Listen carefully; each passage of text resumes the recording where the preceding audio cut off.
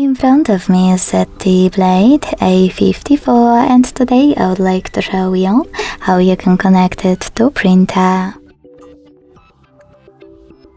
Begin by launching Settings and tapping on Connected Devices. Then select Connection Preferences and click on Printing.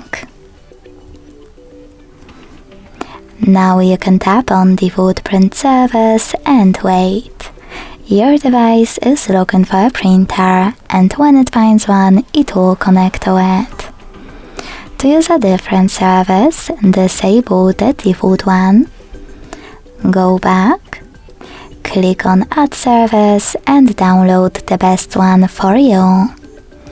When it's ready, go back to the same settings, click on it, and tap on the gray switcher at the top to activate it. Then wait as well.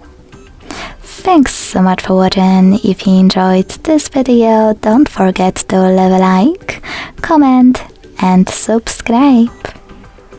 Bye!